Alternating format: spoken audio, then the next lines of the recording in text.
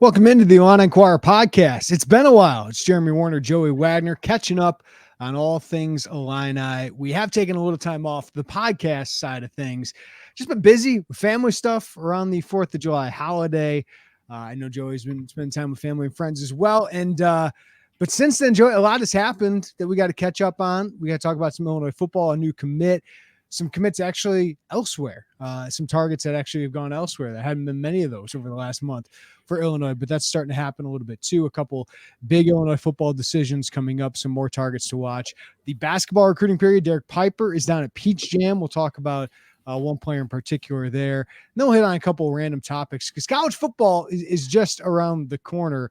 But during the time we haven't done the podcast, you and I, Joey, in probably about a week, Twitter decided it's a good business plan to get worse for whatever reason, to make yourself less accessible. But every sports writer we know basically decided they had to announce that they were leaving for some other platform, except Joey Wagner and myself too. But that wasn't on your card for the last week, huh?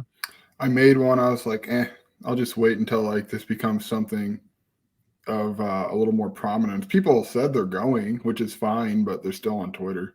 Here's the thing. We're going to be on Twitter until Twitter makes it so bad that we can't. They're flirting with that, but we're going to be there because that is so good for business to be there. And it's good to just, you can let your personality out anywhere, but Twitter's it for right now, man. I'm willing to ride this storm out until it's just totally beyond repair. Listen, I try to defend us media folks, or most of us reporters, as well as we can, but just the self-importance of saying, hey, I'm going here in case you need me. It's like, well, they'll find you. They'll most likely find you. So I just find that pretty funny. We've got to make fun of ourselves a little bit. But, Joey, let's talk a little bit about Illinois football. They get another commitment in the class of 2023, and this one probably the least surprising of all of them, right? Tanner Hollinger, the 3-star tight end out of the state of Nebraska. Is Illinois a factor now in the state of Nebraska, Joey? They hadn't had one since before World War I started.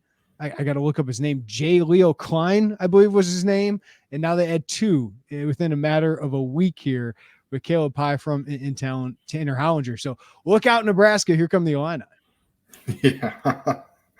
Yeah, man. I don't know. I think Nebraska is still going to do okay in recruiting the state of Nebraska, but Illinois has gone there, Jeremy, as you mentioned, in the last week and a half, 2 weeks. Probably less than that, right? I think you and I suspect Tanner Hollinger committed before he left Champaign on his official visit. And went in and got 2 prospects that they liked. And Illinois went after Hollinger. No other Power 5 offers. 8-man football, which is the most fun story. I think it might be worth knocking on your door for a trip to Nebraska to cover some 8-man football. But they go in there, they get a tight end who they liked, obviously. They took another tight end and still brought him on campus. So I think that was the point, Jeremy, that you and I were like, they're probably going to take this kid if they're still bringing him on an official. Remember, he announced his commitment to Illinois, or his scholarship offer to Illinois the first night of the official. So that kind of everything pointed in the direction of a take for Illinois. And they get an inline tight end. I know you've done a lot more homework on this than I have, but a guy who's in there, he's a punishing blocker. We're seeing highlights of him now. It compliments Carson Conco a little bit, Jeremy. Yeah, Illinois fans, I'm not going to try and sell you. Like, if you're not excited about a kid with no other Power 5 offers, I'm not going to try and sell you. But I do find it really interesting that Illinois really prioritized him. And I think, unless you're in Ohio State, a Michigan, a Penn State in the Big Ten, you're going to have a few evaluation takes. And so far, I believe I wrote 2 the other day, but it is 3. Tanner Hollinger is the 3rd commitment in this class without a Power 5 offer. And it'll be interesting at the end of this class, without another Power 5 offer. And it'll be interesting at the end of this class to see how that matches up with the previous 5 or 6 classes for Illinois. But that's a pretty small number, but you're still going to have these evals. And some of these have worked out well for Illinois. You think of the guys that made an impact last year, Matthew Bailey and Xavier Scott. I don't think either had Power 5 offers. So not to say they're all going to be successful or that I'm trying to say you should be excited about this guy, but you turn on the film and you see what excites them. What's interesting, Joe, is Nebraska has 4 Power 5 tight ends. The state of Nebraska has produced 4 Power 5. There's 3 million people, I think, in Nebraska, if that. And to have 4 Power 5 tight ends, which is equal to, I think, Florida and Texas at this point. Like what's going on with tight ends in Nebraska? But I think Iowa got one out of Nebraska. I think Nebraska got one out of Nebraska. And this guy kind of falls under the radar. Cross County is a good 8-man football school. And there's a lot of 8-man football in the Plains, whether it's Dakotas or Nebraska. But from what I'm told, Max Rosenthal, the former Illinois tight end, who's now a graduate assistant at Illinois, found his name on Twitter, dove into it, loved his film. Robbie Disher loved his film. And you can see he's a good athlete for his length. He's a legit 6'5", 220 to 230 pounds. He's got decent speed for his size, decent athlete, but he's really physical as a blocker. And I think that kind of goes well with what Carson Conkle is going to be, which I think is more of a flex kind of tight end. You think of a more receiving kind of tight end, but Conkle's a big physical player as well. But my biggest thing about this, Joey, is I think, and I've been saying this for a while, I think tight end's a big need for this team because Tip Ryman, I think we both think is really good and can be good. Was a great blocker last year, was by far their best tight end. But this is not a position of strength for Illinois. Maybe Henry Boyer turns into that. I'm high on what his future can be as a physical blocker, but they need some more talent at this position because they haven't had a lot of production at tight end, and they need some tight ends to be a threat as receivers, because as often as they use tight ends, I got to look up this stat, but they use 12 personnel, 2 tight ends a lot of the time. So there is 1 or 2 tight ends on the field at all times. And it just doesn't feel like the defenses have to worry too much about those guys right now. Yeah, not to spoil too much of my position primer, Jeremy, but I'm writing about tight ends right now. And last year, their tight ends had 39 receptions for 419 yards and 3 touchdowns. That's one of the handful of better tight end seasons at Illinois over the last 7 years. And for context, that's still ranked near the bottom of the Big Ten among tight ends in the pass catching game last season, 10th in receptions, 9th in yards, 12th in targets. That's not inspiring, right? And the target number really stands out to me because that means to me like they're not getting open or the quarterbacks don't trust them. I mean, it could be a little bit about what they think of tight end. Like tight ends are blockers a lot of the times, but same is the case with Iowa. Iowa likes to use those guys as blockers. Illinois just doesn't have a Sam Laporta. Yeah, I mean, Iowa likes to use them as blockers, and they absolutely eviscerated the field in stats. I'm not going to go too far into it because it's primer. I put in a lot of work on him. I know you would tell me to, hey, slow down. No, you could throw out some. I mean, look, the receptions for Iowa tight ends, and we have to say, before I get into that, Illinois tight ends blocked fine. They were fairly good blockers last season. They're part of the reason Chase Brown was able to do what he did. They were successful to a degree as blockers, but so was Iowa. And then you look at Iowa's receptions, first in the Big Ten with 87 reception among tight end, first in yards with 1,036, first in targets with 135. As you mentioned, Sam Laporta changes a lot of that because Sam Laporta is a really good tight end.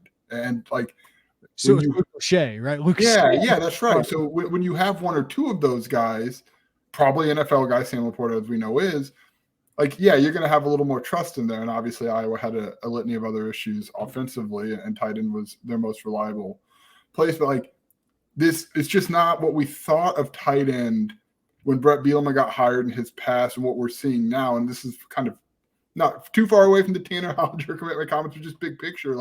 Those 2 things haven't to this point aligned yet, where you've seen those draft pick after draft pick after draft pick. That's not really happening right now, and it does take time to build that room. And Illinois, to be frank, Jeremy, has taken a lot of the freshmen with what they asked them to do blocking. It takes time for development with some of those guys. So you're not seeing that line up quite yet. And here we are at a position where it's oh man, where would they be without Griffin Moore next year? We think. Yeah, and they had Tanner Arkin, Colorado State transfer. We'll see what he becomes. It felt like he was battling for the 3rd spot at tight end during the spring with Henry Boyer, with Griffin Moore kind of establishing himself, which is a positive for next year. But you just need more options, and that's what this told me. when they got Conkle, I was like, oh, are they actually going to bring Hollinger on a visit? Then they did, and they offered him, and they take his commitment. Like, to me, that says, oh, this is a big need for us. We need more guys. We need more options. We need more competition at this position. So I don't know what that means for Owen Anderson in the future. I don't know what it means for Boyer. I mean, they lost Navion Cargill, so maybe that, becomes part of this equation where they decide to take two. But Conkle was by far their best Power 5 win at this position. But it is a position I think you can develop guys. But Bielema's past success with tight ends, especially recently with Hunter Henry at Arkansas, who's now one of the best in the NFL, has not translated yet to Illinois in winning some of these recruitments. So that's why I'm intrigued by what this tight end position becomes. And I've thought it's a need. Like, for me, after spring and I'm doing the position rankings, Joey, I was like, I feel least confident in tight end among all positions. And I like Tip Ryman. I just don't know what else they have. And that's kind of what this has told me is, hey, we want to add two guys here, even though we added a really good prospect in Carson Conkle. He's going to take time to develop. Hollinger might take time to develop, but we need more options for the future. So just to wrap up that conversation, that's what I think that told me. Yeah, me too. And also they're two different enough guys where they're not just trying to hit a home run on the same guy and whichever one blossoms first. Like, they're different enough that, like, you can easily justify taking two. But yeah, I'm with you. I think they're trying to, like, that's the room that's been remade, like, kind of the least in this Bielema tenure. So you're seeing them start to be a little more, I don't know that aggressive is the right word, but you're starting to see that targeted a little bit more here. Yeah, and Disher obviously probably, I don't know this, but it seems like he pounded on the table for him, right? Like, in that, Bielema was who was sold on this, but 974 offensive snaps for Illinois last year, Joey. I just did the math. They had 1,318 tight end snaps. So tight ends were on the field for 1,318 snaps. That's 1.35 tight ends on the field per snap. So this is a position they need. Like, it's always on the field, and a lot of times there is two on the field. So this is a really important position for this offense. And while I think they're good blockers, I kind of said this to you before the show. It's like having Dane Danger and Ty Rodgers on the field at the same time. Like, one of them has to be a threat to catch the ball. One of those guys, Rodgers or Danger, has to be a threat to score or shoot the ball. Otherwise, you become a little bit easier to defend. I kind of feel that way with tight ends. I think you need a blocker, physical guy who can catch and flats and all those things. But then you need a guy who can stretch the field, go down the seam a little bit. So I don't know if that analogy works, but it made sense in my head that those guys, Ty Rodgers, Dane Danger, individually good players, but you put them on the field at the same time, Luke Ford and Tip Ryman, the defense doesn't have to worry about those guys beating them over the top. Yeah, I'm with you. I'm kind of chuckling because this would be the time if we were live. We're not obviously live right now, that St. Dom would be hopping in the comments like, listen, I've been all right. Absolutely. He may have DM'd you that comp, Jeremy. I'm thinking that could have been the case, but yeah, I'm with you. You need somebody, and Tip Ryman, right? Or actually, I should say Griffin Moore right now is the guy that you would think would step into that role, but Griffin Moore's in his final year. So then he's got 2 years left potentially. Is that, are you yeah, sure about that? He's got a redshirt year and a COVID year, and he's a redshirt junior. Yeah. He's the double redshirt junior. The COVID year is still sitting there. Yeah, I was a year behind on that. Well, there you go. There's your bridge to some of these guys, your Henry Boyers, your Owen Andersons, your Carson Conkles, your Tanner Hollingers moving forward. Yeah, the Griffin Moore one's interesting because he's the same age as Isaiah Williams, right? And Isaiah technically is a double redshirt junior. That's right. Let's talk about some other things, Joey, because Illinois had this stretch where like nobody else besides Luke Williams was committing elsewhere. That's starting to change a little bit. We have Marquise Lightfoot, the 4-star Chicago edge rusher, doesn't go to Ohio State, but goes to Miami. Ricky Knight, the 4-star DB, as expected, stays in state. Illinois did a great job there, but it felt like it was going to be difficult to beat Florida State and Miami. So he decides to go to Florida State, and then Brett Carroll goes to Minnesota. I love Minnesota's 2 offensive line gets here recently. Nathan Roy, I saw at a camp 2 years ago. Loved him. He's a 4-star offensive tackle out of Wisconsin, which is a big get for them. Then Brett Carroll, I think, is one of probably the more underrated offensive linemen in our ranking system right now. So that was a good get for Minnesota. Obviously, Illinois has done well on the offensive line, but what stands out there for you, Joey? I want to know, I want a true serum someone to know where Illinois was for Marquise Lightfoot when he sat at that table or when he finally came down to his decision. I would assume somewhere 2.5. Does that sound fair? If Miami's 1, are they somewhere in that mix with I think they were probably 3. I think behind Ohio State and Miami. I don't think like Alabama and Georgia. I don't know how hard they were pushing for him. USC, I don't know. They might have been 4 there, but like, listen, I know people don't want to. I think they did a great job here. I think they did a great job. But when a kid has Ohio State, he goes down to Miami, and let's remember Jason Taylor, Hall of Famer, is recruiting him, and then Mario Cristobal just had a top 5 pick at defensive end out of Oregon, Kayvon Thibodeau. So those guys had a really good sell as well. Miami's Miami. Kid from Chicago wants to go down there. Listen, I don't know the role NIL played here, but Miami certainly hasn't been shy about giving some high school prospects some sweet NIL deals.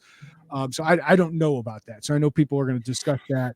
That certainly could be the case. I don't know. But Illinois got in the battle here, and they really impressed him. They really impressed his coaches.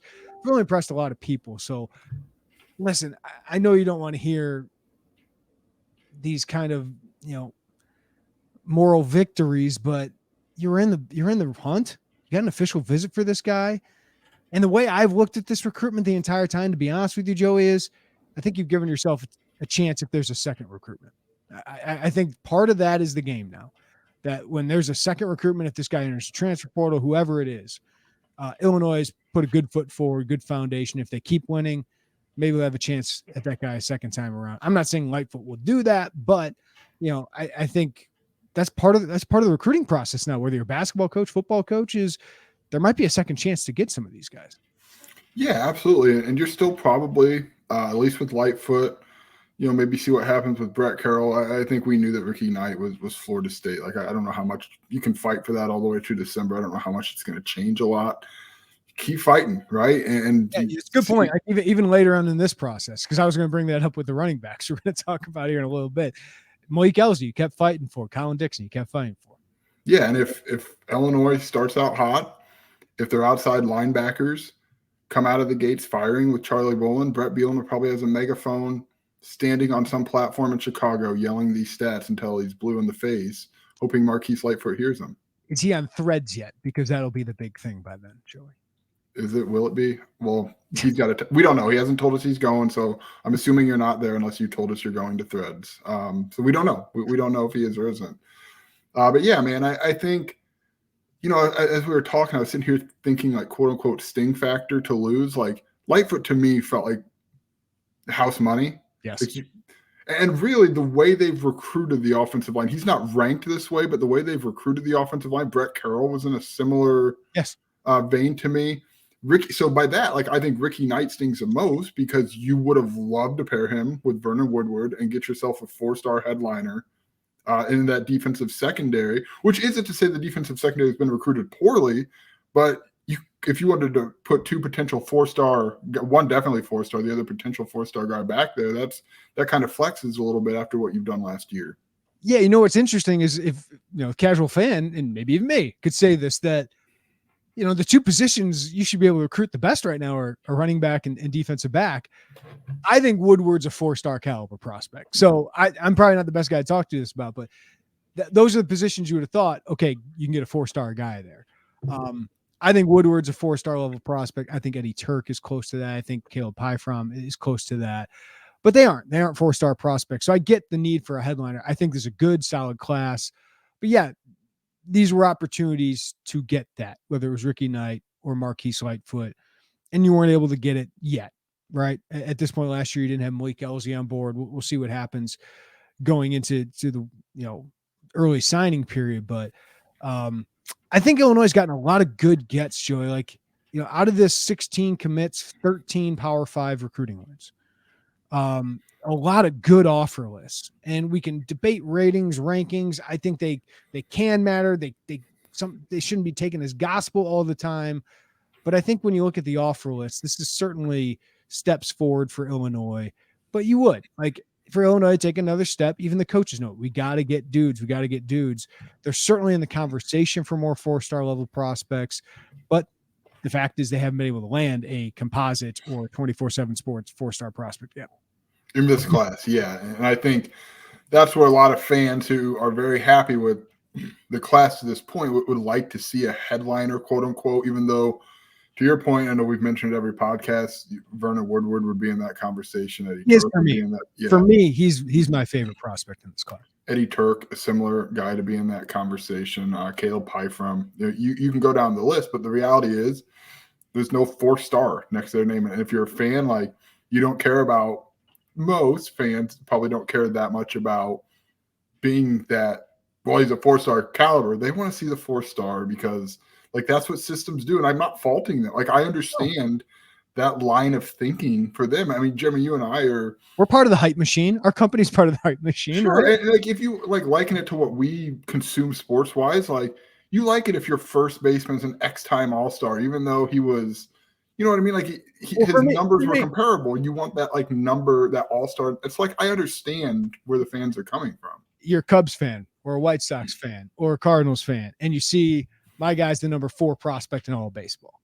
You're more excited about that guy than the guy who's the number 89 or the guy who's number 12 prospect in your system, right? But there are Matt Carpenters, there are Devin Witherspoons, and the thing about Brett Bielema is I think he's shown he can develop guys, he can evaluate guys, and I think he's got a history of doing that. But I do think, especially at some of these skill positions, you do got to get some high level talent.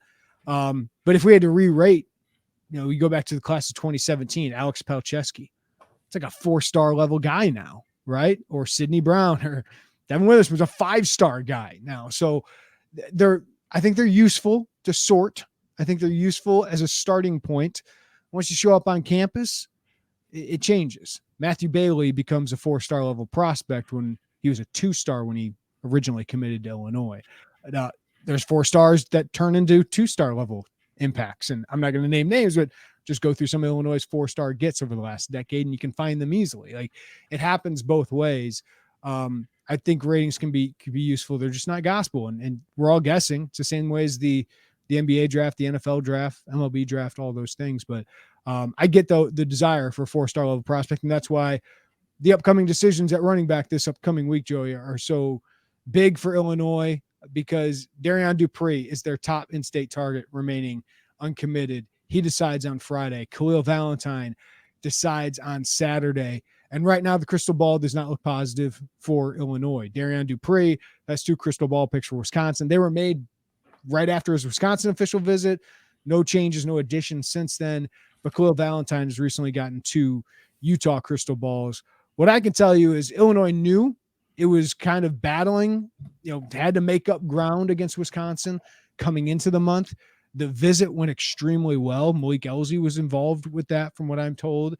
And I thought it was a positive that just Darrion Dupree didn't commit to Wisconsin after his official visit. He's seen through the process. He's going to Missouri and Washington. Khalil Valentine, Utah seemed like the leader coming in. Illinois became his other official visit, it felt like. So he took an official visit here. And both these guys, 4-star level talents. Both these guys, Joey, what Illinois needs in a speed threat, a versatile pass catcher as well. I think Dupree is a bit better of a prospect. Valentine's a little skinny. He's going to have to add a lot of strength. Dupree, I think, can play pretty early in his career. But it seems like Illinois is the underdog going into both of these. So it'll be interesting to see if Illinois is able to surprise anybody here this weekend, or if they miss what's next at running back. Yeah, those would both be tough misses, because it feels like Illinois has put all of their hope into getting one of those guys. And obviously Dupree, you would potentially lose to a Big Ten West for the next year rival, but Wisconsin, which has been flirting around the state and having success in the state for a long time, including under Brett Bielema. So what's next is one, especially with Dupree being an in-state guy, you hope you can continue to knock on that door and try to change his heart between now and signing day. I do not see them stop recruiting him unless he says, "Hey, stop recruiting me." I think they're going to keep. Yeah. Or what you do is you be patient and don't feel like you've got to fill your running back slot that you've allotted for this class before the season starts, and let it play out and see who becomes available or who steps up into that role, as a bigger role as their high school senior season. Or, I mean, Jeremy, maybe you just hold tight and see if there's a young back with 3 years of eligibility who comes open next offseason that you can kind of fill this running back slot with. So I think because they've recruited this position, there's a young room, man. Like that's what is fairly overlooked. This is a very, very young room.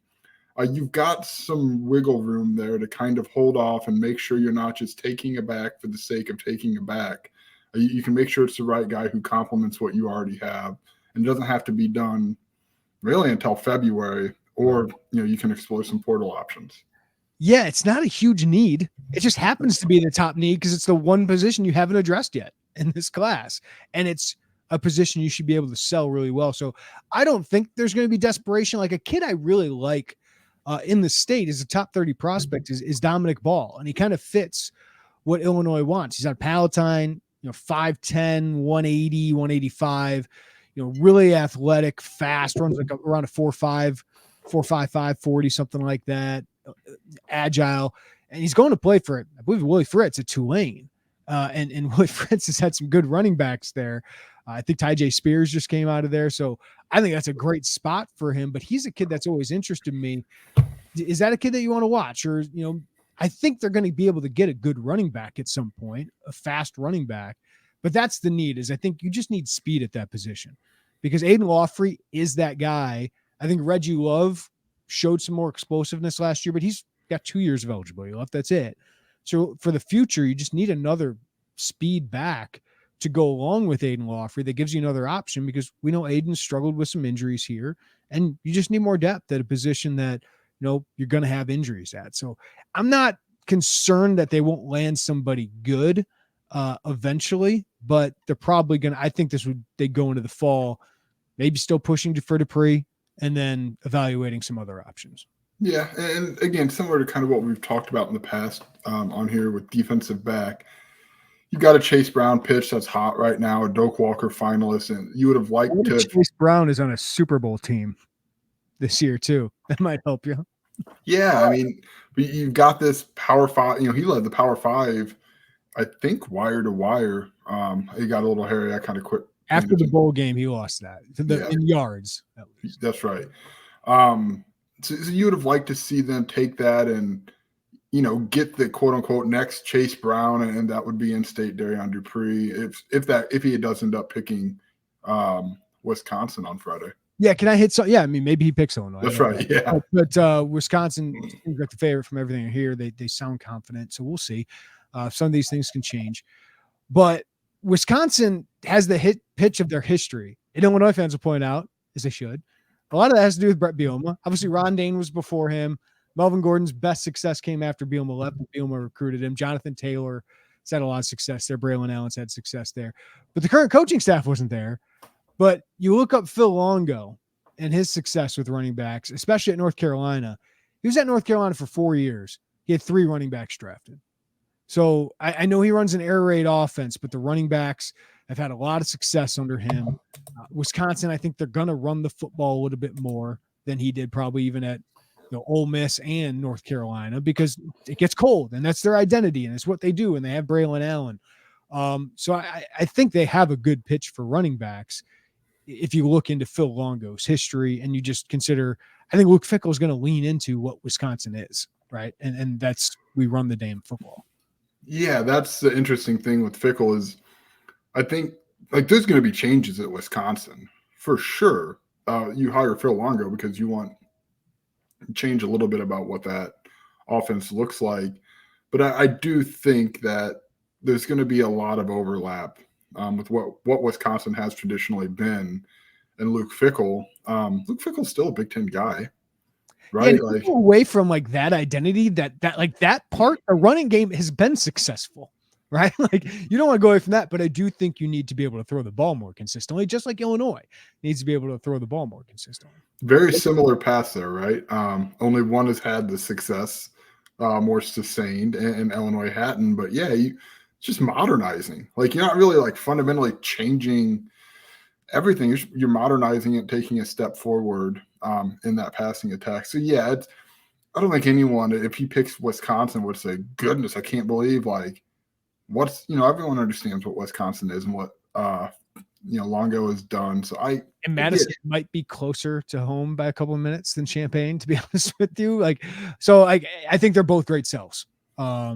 right? And Wisconsin's the bigger brand. Illinois kind of had a running back coach change, but from what I've heard, that's actually helped them with Thad Ward in this recruitment. But yeah, these head-to-head battles, they get painful if you lose it to a top rival, right? Like one of you guys that you're competing against almost every year now moving forward. Dupree's really good, man. Like he's really good. Like we have him as a high 3-star, 24/7. He's a 4-star level prospect. And the thing that I like about him, Joey, is he's as good of a receiving threat as he is a running back. Like he's got great contact balance, some toughness, speed, but he is a dynamic receiver. So to me, he's like a Josh Ferguson. And well, I know Josh Ferguson doesn't go down in Illini lore like Mikel Shore, maybe even Chase Brown now. Josh Ferguson is one of the most productive backs in Illinois history when you include his receiving yards. So one of the best rushers in Illinois history, even though he wasn't a 1,000-yard back, but he was always 600 plus, and then had more receiving yards than any running back in history. So that kind of player, that's what I think Darrion Dupree is for whatever Big Ten team I would think he goes to. Yeah, I agree with you there. It'll be interesting on Friday, but I mean, like you said, right now the crystal balls favor Wisconsin. We'll see how this plays out Friday afternoon. A couple more targets just to watch still on the board, Joe. I mean, 15 commitments. How many more are left? Like I think at the high end, maybe 5 more prep prospects. Now you got to hold on to your commits, and usually 1 or 2 are going to make changes here. So that's just kind of the average. But the DBs, I think they'd like to add 1 more. Kevin Levi, Xavier Lucas look like they're going to be tough to get out of Florida. Levi, the one thing, like Florida State's taking so many DBs now. Like does Florida State take him? I don't know. I figured that would have been done by now. So maybe if Florida State says, hey, we're full, maybe that opens up to some of his other options, including I think Rutgers is in there, one other school. But Dalen Platt to me is the one. It's Ole Miss and Illinois. Ole Miss now has 6 DB commits. I find it hard for a school to take 7 in one class. I don't know their situation that well, but it feels like Illinois is in a pretty good position there. Josiah Knight, speaking of commitments by the other school involved, Georgia Tech, it's an Illinois-Georgia Tech battle. They've taken 2 other edge rushers in the class since Josiah Knight visited there earlier in the month in June. They now have 3 edge commitments. Illinois has 1, and they want 2. I feel good about where they land there. So, I feel good about where Illinois stands for Platt and Knight. And then D'Amico Kennedy, the defensive lineman out of Kentucky, he took an official here. Kentucky's in the mix. Purdue seems like it could be the favorite there. West Virginia, he took an official there. But Platt and Knight would be the 2 names outside of the running backs that would really I'm interested in to see over the next couple of weeks. Knight told me that he's going to make a decision on July 14th, I believe it was. Platt has been pretty quiet. Yeah, that's probably fair, Jeremy. Those are the last. I mean, you start just dwindling down official visitors. You get to that list that you mentioned, and I think if they got 2 of those guys and got into the fall and went through a reevaluation period in the fall, I think they'd probably feel pretty comfortable with going into their season with 17 commits. Gives them some. With no needs outside of running back. You're just kind of trying to find dudes. Like you're just trying to find or flip. Find or flip in the fall. That's what fall is, right? Find or flip. Fall. Yeah, I kind of like that. And then look at JUCOs, see what you could find on that level. So yeah, I think you'd be in a great position with your needs, and then maybe shoot high. And to be honest with you, one of the biggest factors for me would be you can really get a head start in 2025. Remember when Brandon Hansen committed? It was November, I want to say, of last year, of 2022.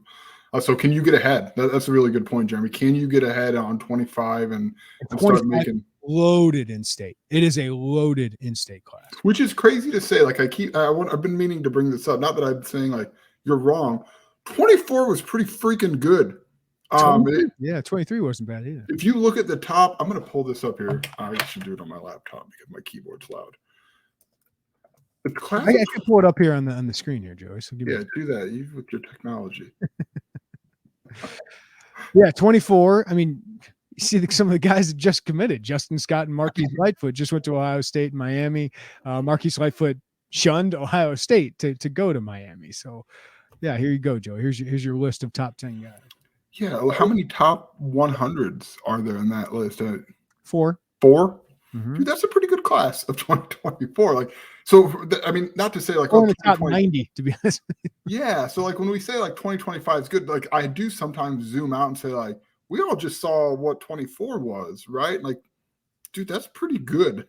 11 4-stars in the composite rankings for Illinois, which is really impressive. But to the larger point, as you look this up, if you can get ahead in 25, which projects to be another very, very good class, another loaded class, that bodes well. And we say that like they've been building relationships since they could. Like I don't get the sense or the feeling anymore. Like Epinesa has been on campus. Tylen Taylor, I believe, also has. So like this isn't the case where like I don't feel like Illinois is playing catch up anymore, which is a good sign for Illinois. Yeah, the hard part about a loaded class is everybody's recruiting it. Like that's Epinesa obviously is an Iowa legacy. Taylor's got Ohio State, Georgia, Notre Dame, Alabama, Nathaniel Marshall, and Chris Burgess. Illinois got in really early on both those guys, but now Alabama, Ohio State, everybody's involved there. Jalen Williams has a loaded offer list, but even that next tier of guys, with Andre Levette, Logan Farrell, I'll go to 24/7 rankings because we're a little deeper here on this, but Illinois has done a really good job getting in early on some of these players, including Cameron Brooks, a Chicagoland, a defensive lineman. They got in early on him. I think they've done a good job here, and I think they're setting themselves up well. And the class should only grow as more of these guys get exposure during the fall, but especially on the defensive line, it is a loaded class in state, which has not been the case here recently. No, it's pretty good last year too. You missed out on those defensive line targets, and we think one of them, a quick tangent, Brett Bielema a week ago, 2 weeks ago, mentioned they changed their official visit where if a guy wanted to get on campus before that June period, they were more receptive for that. We think that's because of Roderick Pierce. We speculate, yes. That's what, we've not been told that, but Brett Bielema said there was a guy in 23 who they felt like if they could have gotten on campus earlier. It's a long-winded way of just like they are adapting, Jeremy, on that front, man. But yeah, that 25 class is good. We'll see how that plays out. All right, Joey, we are starting our position primers, and this is one of my favorite times of year because we actually have some time to dive into this stuff and kind of prepare ourselves and just get ready for football again, like actual football rather than I love the roster stuff as much as anybody, right? Like I love it. I love roster building. And that's why listen, basketball, I get why so many people are into it. It's the sport for Illinois. There's not as many roster spots, their faces, all those things, but I just find building a football roster so interesting. And I feel like over the last decade, I've learned a lot about what not to do to build a roster with Illinois. And Brett Bielema is starting to build a deeper, better roster. It's still got some things to prove, but now that we kind of get to see these players, because our focus has been on what's this guy in class of 2024 who's probably not going to make an impact till 2026, 2027. But now we can see, Gabe Ackus is going to be a sophomore. How good is he going to be? Johnny Newton is one of the best players in college football. Can he be, the Outland Trophy winner? That's what's getting me excited. Because instead of this projection 3 or 4 years down the road, where some of this conversation we're having, what are they going to do after Chase Brown? How does this running back room sort itself out? Can Isaiah Williams get 100 catches? Is Isaiah Adams as good as this Illinois staff thinks he's going to be, which is a day 2 draft pick? Is Seth Coleman underappreciated? These are the things I can't wait to talk about. And now that we can dive into this stuff, I'm excited that there's actual football 2 months away, Joe. I'm getting the biggest kick out of this because when we got the Big Ten Media Day email, I was where you were 2 weeks ago, and I was like, yes. What did I tell you then, though? I was like, get me through June. I got to get through June. You did, and then you got 6 days into July, and you're like a kid on Christmas morning. But, dude, I'm with you. Yeah. And here's the thing. I have to remind myself, we just a little teaser for some content. You and I projected out some statistical leaders for every, I would say, major category for Illinois. And it was fun to put a little more sometimes with recruiting stuff, it can that month of June gets very here's what it is, very redundant. Here's what it means. And it was nice to have to think a little bit more and some of these positional leaders and statistical leaders, which was a lot of fun. Let's be honest, it could just be fun to just do a bold take every once in a while. Like, yeah, you had a bold one in there. Yes, you did have a bold one. And sometimes I don't want to pick the same thing as you. Like, both of us. All right. Spoiler alert, both of us picked Luke Altmaier to lead Illinois in passing yards, okay? But we had a debate about rushing, and I kind of agreed with Joey's take, but I wanted to take the other one just to make the case for it. But Patrick Bryant, can he be a star?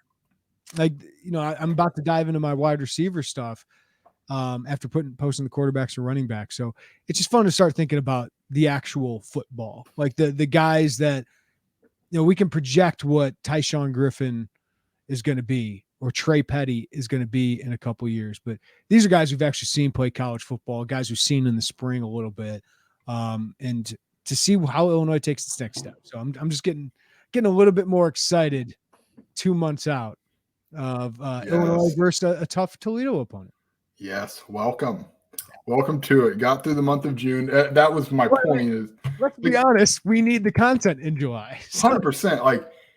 Like I got so excited writing out some of those leaders. Now I'm a little slower to get into the position primers than you, but it is fun once you start getting in there and digging around. And then I realized it's still like 2 months away from actual football. To me, this starts later this month of Big Ten Media Days, because then training camp is within, usually within the next 10 days, and you're off and running.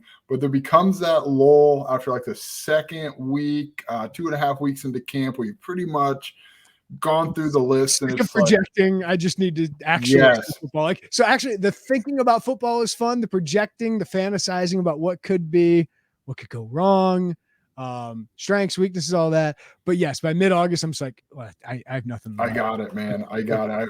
We've talked to enough people. I've got a really good understanding, I think, of who's going to be where. See some freaking football. We found out the Matt Bailey of this year, right? Like, that's no longer under the radar. Can we just like quickly remember how fun that was to figure out? It was an open practice. One of the few, Brett Bielema, if you're listening, open more for us, please. Sidney Brown was out. I think he had got like dinged up the day before. Concussion, right? Yeah. And then we looked up and it's like, whoa, wait, what's going on here? Matthew Bailey. Wait, that's not Trent Green.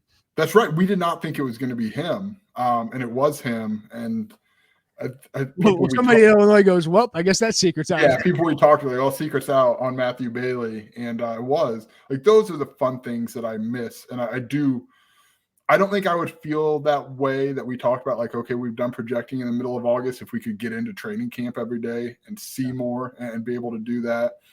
But I think we've talked about that almost every time possible. I wish we could. We cannot.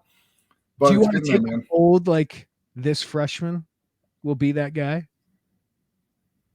The guy that, like, Matthew Bailey's that, like, we weren't talking about, and we kind of, I don't want to say got lucky with Sidney Brown being out, but probably wouldn't have known if Sidney Brown wasn't out. Yeah. Like, we're not going to say Brandon Henderson's going to push Josh Geske and No, I think Zach Chrysler would push Josh Geske at right tackle. Kanari Wilcher's a guy we've talked about. That's the one that I keep coming back to. Speed. What they need, Joey, speed. I mean, look, there's like you look at the 4-star, like, we think Caden Fagan's a little bit of a way. We're getting so far down the rabbit hole here. Like, Malik Elsey's a guy that, even though they just took a wide receiver, a JUCO wide receiver, Malik Elsey's a guy you would circle and say, well, you can't rule that one out. I'd be shocked if he weren't in the 2 deep. I'd be shocked if Kanari Wilcher weren't in the 2 deep at this point. Yeah, Wilcher had a big spring, man. That was a really, really big spring. I know we've talked about him a lot, but I just want to hammer home how big of a spring that was for him. Yeah, Beatty. I mean, it'll be interesting, competition there. Capka Jones and Elsey, Wilcher and Beatty. But I think all those guys have a chance to compete and get some playing time there. I do want to bring up our friend, Tom Fernelli. I don't think he does these ratings by himself. He always wants to mention that. But our friends at 24/7 or CBS Sports put out their Big Ten coaches rankings. And wouldn't you know, Fernelli showing his bias, that Fernelli, with Brett Bielema number 5 behind Jim Harbaugh, who deserves to be number 1 at this point. What a glow up. Is that what the kids say? They still say that? You're young at heart. You know the answer is yes. Jim Harbaugh, number 1 from the hot seats and number 1 in the Big Ten, back-to-back Big Ten champ. He deserves it. Ryan Day, still a good coach, by the way. I still think he's a pretty good coach. Number 2, they got to figure out that defense. Luke Fickell debuts at number 3. The Wisconsin hype. Can you feel it? We'll talk more about that, Joey.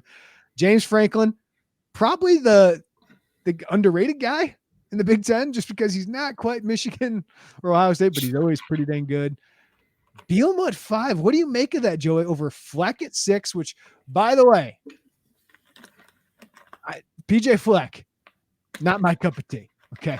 That personality does not do it for me. But can we acknowledge what he's doing in the Big Ten? I mean, they write it right here in CBS, 18-9 in the Big Ten over the last 3 seasons. Like, this has been consistently good football. So, well, I don't buy into this row the boat. I find it, not genuine. But maybe it is for PJ Fleck. I know he's dealt with some stuff in his life, but like, he's a good football coach and he gets his team to play good football and they win football games. I said football way too many times there. Matt Rule in Nebraska, 7. Kirk Ferentz, 8. Listen, I know the offense was putrid, Joey. I think Kirk Ferentz deserves to be a little higher on this list. Agreed. That was my big jump off right there, and we were going through it. But also, let me just wrap up for the listeners. Pat Fitzgerald, 9. Mel Tucker, 10. Mike Loxley, 11. Greg Schiano, 12. Tom Allen, 13. Ryan Walters, 14. There you go, Illinois fans, if you want to feel good about that. But they acknowledge, like, it's just the first time head coach always going to be at the bottom of the list. Because I do believe he's better than Tom Allen, that's for sure. And I think he'll do better than Greg Schiano.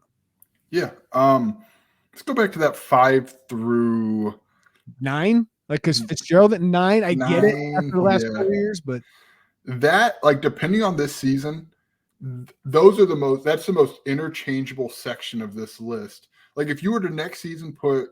But can we acknowledge something, Joey? Sorry to interrupt. Yeah, go. Illinois' coach is at number 5. No. What?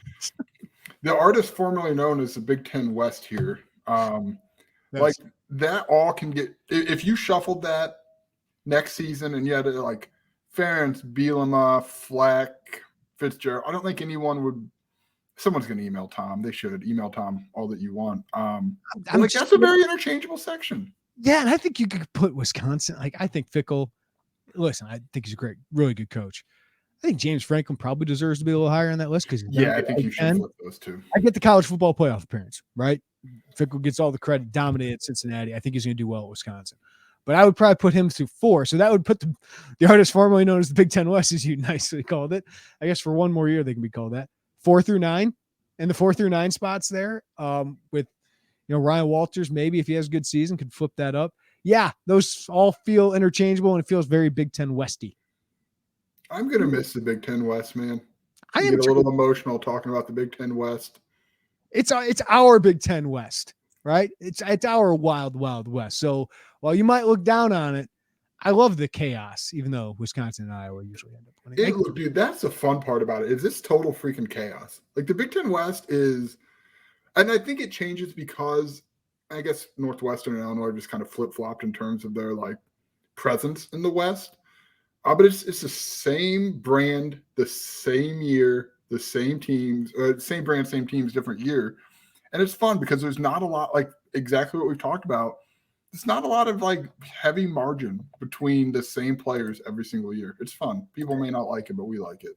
I enjoy it. So we'll have to enjoy the final year here. Speaking of the Big Ten West, our buddy Trevor Valise shared the Big Ten odds, I think, via FanDuel.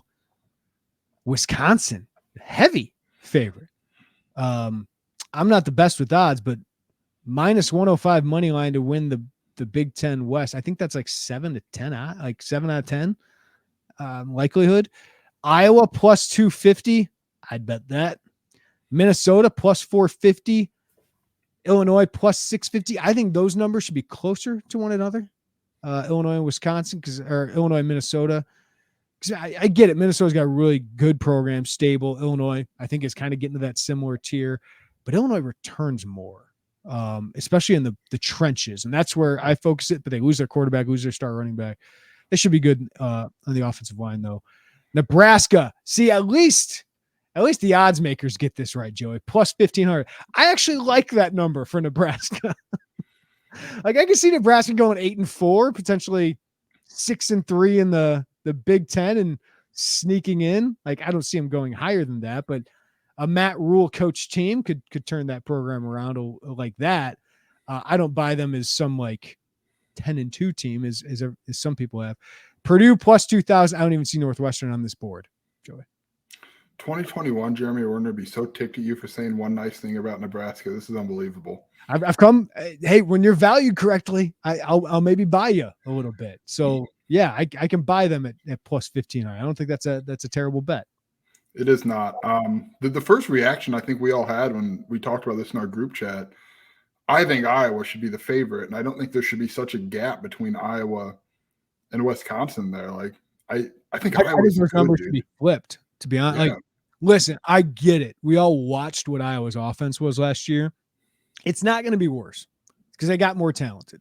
Their play caller could still stink, but if their play caller didn't stink last year, Joey, or if they just had a little bit more talent at the quarterback position, at wide receiver, they probably would have been 10-2, right? And in the top 10 of the rankings. So Phil Parker's still a stud. Their special teams are always great. Like their defense is still going to be really good. Their offensive line should be better. They were really young there last year. Listen, I don't think Cade McNamara is a world beater, but they don't need a world beat. They just need what Tommy DeVito was last year for Illinois. They got really good, talented tight ends. They've upgraded a wide receiver. Caleb Brown was a really nice addition for them. So listen, I don't think Iowa is a college football playoff contender, but my other part is like, I get Wisconsin's ceiling. I get the idea of Wisconsin, Luke Fickell coming in, bring in all these transfers, a new exciting offense. But sometimes I get change. They needed change, but sometimes change takes a while. And when you're making drastic changes like that, there's a floor there that I don't think enough people are acknowledging and that these odds kind of don't acknowledge. So I could see Wisconsin winning the Big Ten West. It wouldn't shock me. I probably have Iowa 1, Wisconsin 2, Illinois 3, Minnesota 4. But because I just think Illinois, there's some talent things. There's quarterback play. Still got to see those secondary things. But I just don't think Wisconsin is like head and shoulders. I think like Iowa should get a little bit more respect than this. Yeah. Sorry to fight for Iowa, Illinois fans. I just think I'm with you. I think that's like those are probably, to your point, those are probably the top two. I just think the order's flipped. We'll see. We'll see what happens going into it. Brett Bielema will find a way to be spicy on Twitter about it and say Illinois is too low. And Brett Bielema, very outward. Where do you think Illinois will be voted in these lists? Right there, 3 or 4, right? Yeah, I think 3 or 4. I think me voting them 3. Last year, I think I had them 5th or something like that. And they ended up being second. But I can see them finishing second. I can see them in the last 2 weeks fighting for a Big Ten West championship. I really can. Yeah. If you tell me Luke Altmaier is good and the secondary settles in, they got a chance, man. So right now, I think you and I consensus 3 or 4. What happened? Where would they be projected if that waiver for Tommy DeVito goes through? I mean, and I don't think they'd be projected to win, but is it enough to kick them up to 2? I think in these odds on FanDuel, I think Illinois would have Minnesota's odds +4 just because of the known. Yeah. Like Luke Altmaier might have a higher ceiling than what Tommy DeVito did last year because I think his deep ball is better. He's more athletic, but you're just going to probably have some growing pains. There's just an unknown about him as a starter. So I think that has a lot to do with it. I think losing draft picks like they did, but I just don't know how much the betting public knows about what they're bringing back in the trenches. Yeah, their trenches are really good. I've got for position primer tease. I've got offensive line. You've got defensive line, and 2 really good spots for Illinois. The best, right? I mean, those are the 2 best spots on this roster. Yeah, an outside linebacker. I mean, I consider the defensive line, like when I say that, I mean the 5 guys who play. Yeah, because the outside linebackers are basically defensive ends. Yeah, it's all semantics from that. By the way, you mentioned Brett Bielema in his tweet. You got any thoughts about what he had to say? Because we just went through this coaching list and we said, Illinois' coach is number 5, pretty dang good. Well, Brett Bielema saw an On 3 post. He's the best coach in the Big Ten. He's got Harbaugh, Dave, Fickell, and James Franklin. And he says, who has the most Big Ten titles? Asking for a friend. #family. Do you think he was really asking for a friend? Who would be that friend? Was it for Ryan Walters? Spike this thing up a little bit more. Josh Whitman said, Brett, I can't tweet this. I need you to. I mean, he can do it for at least another year because what does Day have 2? Harbaugh's got 2. Bielema's got 3. Yeah, Bielema's got 3 from Wisconsin. Look, I will say, I talked about this on our message board, so this isn't the first time. I would love to actually sit down. Like, it's got to be the right setting. And you, me, and Ryan Easterling have talked about this. I don't think you can ask him this at a press conference. I think it's got to be like an actual, like you sit down, whether it be a podcast or, something along those lines. Because, like, there's an outward confidence coming from this program. And I'm not saying, like. This one. After Marquise Lightfoot commits to Miami. Well, we think, Jeremy, that's what it was for. Oh, come on. That's what happened. He tweets out the Facebook highlights, by the way, of Wisconsin beating Miami in the Champs Sports Bowl back in 2009. He said, let's see. I remember how our defensive ends felt heading into this game. #big, #pre-NIL. So he's suggesting some NIL activity for Marquise Lightfoot there. He has not been bashful about that, but braggadocious Bielema. I mean, it's entertaining as heck for me. I just want to, and I don't think I think there's reasons for him to have confidence in his program. Like, I think it's the trenches, as we've mentioned, it's clearly on a trajectory that's going upward. But I'm just curious, and maybe it's my own intrigue, like, where, like, this outwardness coming from. I just realized what Zupke tweet was below that. I was going to say broadcasting to the world. Zupke's going to have the biggest smile if he crosses that. I don't know, man. I just think it's interesting, his approach on social media and the confidence. It's not just him, dude. That's the thing. It's not just Brett Bielema's out here yelling about Illinois football. Like, there's a confidence in that whole building. And it probably starts with him. He talked about his first year, about the lack of confidence in some of those close games and how that needed to change. And it starts with him. And I think that's what he's trying to say is, like, hey, we shouldn't be like us talking about Illinois finishing, like, predicting them third. That's not how those guys feel. Those guys are like, we've seen Johnny Newton be quoted saying this, like, we want Michigan in the Big Ten championship. Like, that's our goal. Johnny Newton on Twitter also very similar to Mr. Brett Bielema in terms of he sees a ranking. And if I were Johnny Newton, I would feel that way too, because I don't think anybody can stop me in college football. But, like, yeah, we know, like, there's a huge mental part of this game. And Brett Bielema changing that is as big as anything, and changing fans' expectations and all of that is huge. So I think part of that's for his players, right? 100%. That's what I was going to say. It's like we're seeing, like, that, I don't want to say culture change, but a little bit of that, the mindset change happening just in real time.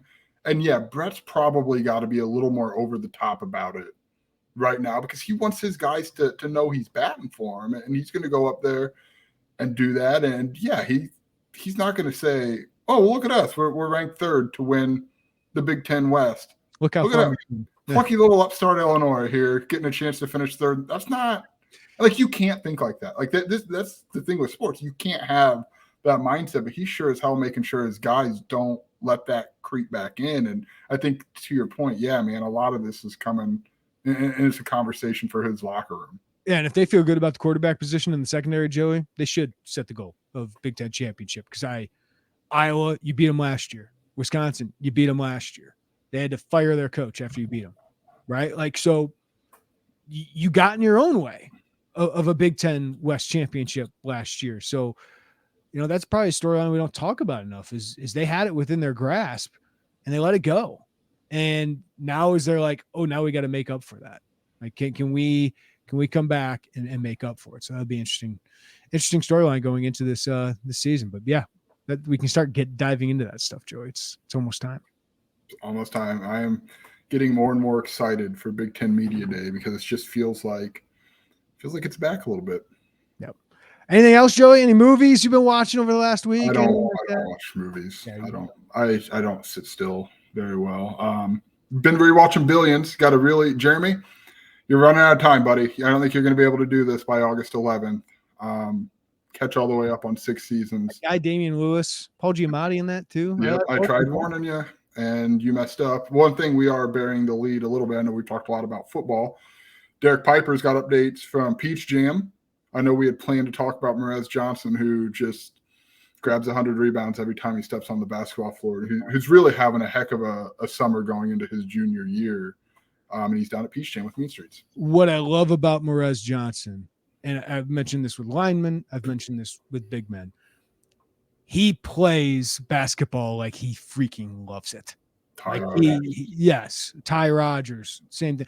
And you think about the front court pieces they have added. Dane Danger's got 2 years of eligibility left. Amani Hansberry just got here. Ty Rogers is here. And then don't put him in the front court. He can be.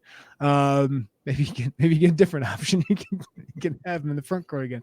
But yes, like Morez Johnson, like, yes, you need somebody to shoot eventually. Like, it'd be nice if Amani Hansberry could be that stretch option, but you got some dogs, Joey. You got that, and that is what Morez Johnson is. Like, you can make whatever comp. I've seen the Montrezl Harrell one. That's a really good one. I think that was Trevor Trout, former St. Louis defensive line prospect that is now an NBA guy. I think he's on a podcast. He always wanted to be sports media. That's just an aside, but that was a good comp by him. I've made the Moussa Diabate one. That's one I've heard thrown around with him too. Not quite as big, but he might have a little bit more skill. Like, I have no concerns about him translating to the next level. And should he be a 5-star? I don't know. I don't see enough of these guys. I don't care. I really don't care whether Morez Johnson is rated number 45 or number 28. And I don't know if there's a big difference there, but he's going to be a good player at Illinois. Like, what he does translates incredibly well. He's going to be a star. He's got to get some more offensive skill to do that.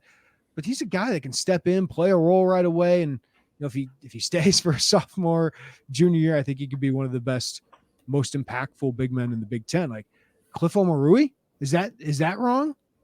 That's not a bad comp. No, I think you're right. The offense, and if you read what some of the national guys said who are responsible for these rankings or have input on these rankings, a more broad offensive skill set's probably what's between him and that 5th star. But to your point, dude, you're still talking a top 50 kid. Like a top 50 kid who's going to play his butt off and fit exactly everything I'm watching him right now, everything you want to be in this program. Like, it's not a bad place to land. I know that here's the thing, and I'm going to defend the fans because, like, this feels so close, right? Like, to him to make that jump, and like, fans want a 5-star in the same way we talk about football wanting a 4. Like, fans are so hungry for that, and he feels like the guy who is like, yeah, it could be him. It really should. And like Io, I wasn't as far into the recruiting coverage as Io was a 5 on 24. Though, Io was a 5 on 1. Yes, I think 24/7 Sports had him as a 5-star. Composite had him as a 4-star. It was like a 2 spot in the rankings difference. So, I mean, Io was. I get the excitement of that, but I'm like it's almost better if it's a 4-star. Then Morez has this chip on his shoulder about it. The expectation isn't ridiculous. Like, because Morez Johnson is not going to come in and be Brandon Miller. Like, that's not who he is. That's not the game he plays. But I do think he's come in and make an immediate impact is somebody who just gets rebounds and blocks shots and finishes at the rim. Like, the guy I would compare him to is Cliff Omarui. He's had a phenomenal career at Rutgers. Like, I think he can make that kind of impact. He's not a guy you run your offense through. He's maybe not the guy people think is like the best player in the Big Ten, but he could eventually be one of the best players in the Big Ten, just based on how active, how tough, how long. He just puts so much pressure on the rim at either side of the floor that I think he translates well. I think his bust rate is so small because of how hard he plays and just his natural skill and talent. Yeah, here's the thing. Like, part of the appeal of getting a 5 outside of the talent, like the talent's obvious, and no one's questioning Morez Johnson's talent, by the way. Like, everyone knows this dude is everything that you said. But if you get a 5-star, when a 5-star commits, there's something on the ESPN ticker, right? Like, and like, they want that. A lot of fans want that national, like, look at our guy. That's our guy. And like, you know what I'm happy for, though, with Morez? He committed and he had his moment. But then when you commit early, you kind of get forgotten a little bit, or you just kind of get overlooked a little bit. But it's about who's next, who else will be good. I'm glad he's having the moment where it's like, oh, this guy is one of the best players in the country, even though we haven't had to cover his recruitment, so he hasn't gotten as much publicity.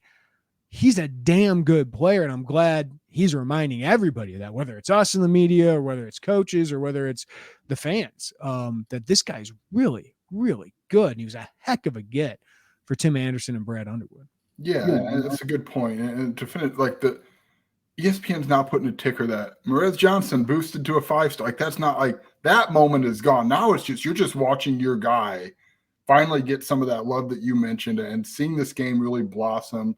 Seeing a kid fill out from his sophomore year when he committed to his senior year and just become one of the most productive and dominant players in the state of Illinois.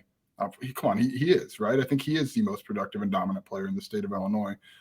That's a win for you if you're an Illinois fan. Like, do you want him to get that 5th star? Does it look good? Would it show up on some ticker like Illinois signs first 5-star since blank? Yeah, of course it would, but getting a hell of a basketball player, man, who's going to be a guy who plays in a way that if you're at the State Farm Center, you're probably going to stand up multiple times in his career because of something he's done. I just look at Ty Rodgers, Morez Johnson, Amani Hansberry. These are the kind of the bigs that Michigan State just always has in waves.